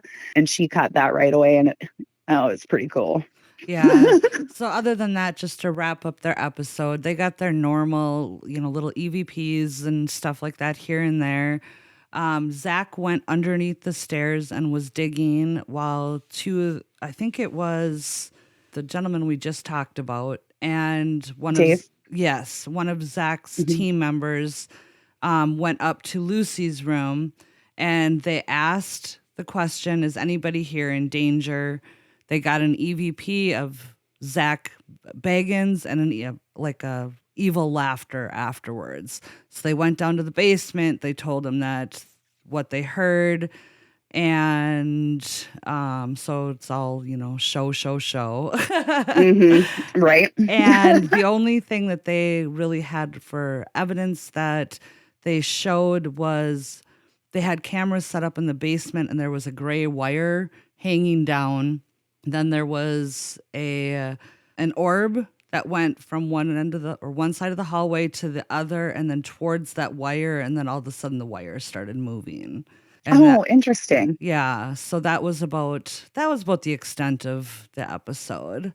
Yeah, I'm a huge advocate of respecting haunted locations and respecting the paranormal, and I just sometimes think that is not the focus of that show. Right. So they get a little over the top sometimes. a little bit. You shouldn't go into somebody's house and start yelling at the homeowner. I mean, you know what I mean? Like, right. How would you feel if somebody came into your house and just started yelling at you? Like, I just do things differently. But yeah, that's literally the only reason I didn't watch it, because I didn't want to feel like it was being disrespectful. But like I said, Kelly thought very highly of them. Obviously shows are for ratings. Any show is gonna, kind of skew the truth in the way that they think that it's gonna get more viewers. Right. So I think, and that's what I think is the big difference, because I've seen some Ghost Hunters and some TAPS episodes where they're like, we got nothing. Yep. I mean, they go and back 90% of the time you're right. They go back to the homeowner and they're like, I'm sorry, we got nothing. Yep. And it's surprising because some people get really pissed off when you tell them that, Right. But it's like, you're here all the time. We come in one night for maybe 6 hours. Like, right. Just because we didn't catch anything in that 6 hours, that doesn't mean that we don't believe your story. Like, people just want to tell their stories, right. and be heard and not feel crazy. But, just because we didn't pick something up in that 6 hours, that definitely doesn't mean it's not haunted. Definitely. It just means that we didn't get anything in that 6 hours. But, I tell everybody, if you want to go to a legit haunted place and be in a safe place to experience it, definitely go to the Palmer House. Well, that'll be my first step. Yes, I believe that's a great step. Right. Let's go. Let's get in the car right now and go. We can't. All right. So they won't take any reservations tonight. Oh, I couldn't work my magic, but just kidding. I can't. I can't be driving to Sauk Centre right now, but yes, I would love to go with you guys. That would be a lot of fun. Meet up there. That would be so much fun. Well, Jenny, thank you so much for taking this time with us today, and I definitely want to have you back. I want to cover some more stuff local and some other stuff that you've done, and even if we did, get a couple people together as well as you and do an episode on the Waverly House too, or that. Ooh, yeah. fun. Waverly Hills, yes. Waverly Hills, yes. Sorry, that's what I was trying to spit out. Yeah. I think that would be a fun episode too to hear your guys' stories on that. But this has been. And we could get quite a few people from my team to go on that one because we all have stories, so that would be fun too. I love it. Well, we'll do some more collabing via email, and I can't thank you enough for coming on and doing this and taking your time to share all your stories with us. Yeah, absolutely. Well, thank you for having me and listening to me gab about things that I love. I love it. I loved every second of it. Now I Fantastic. really want to well, get yeah, that you have my Palmer information. House booked. Yes, I do. Yeah, and absolutely.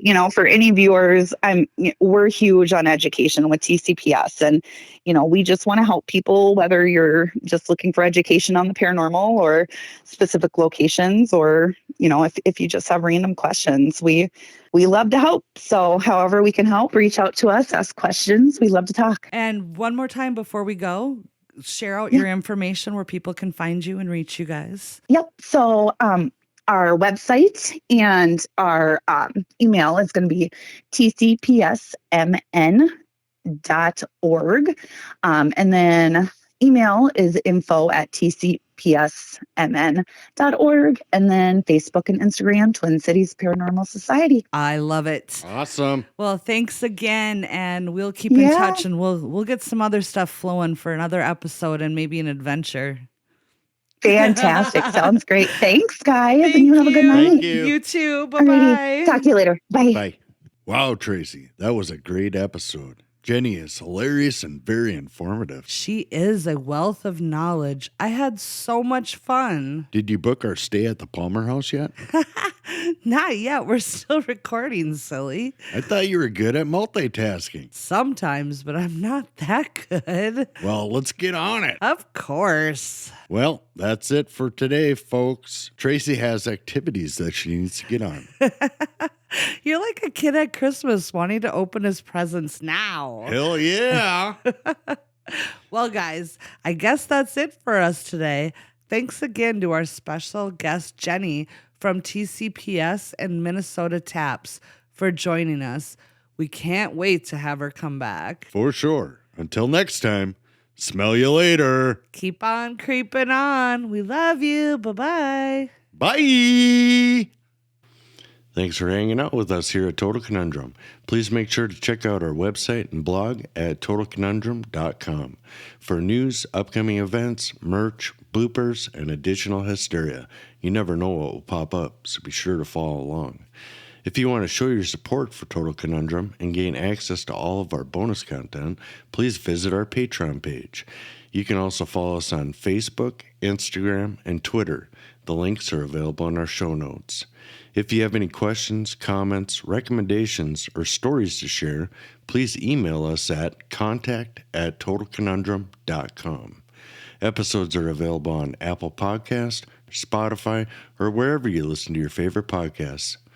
If you like the show, please rate, review, and subscribe on Apple Podcasts. We appreciate the love. Keep on creeping on, mother cluckers.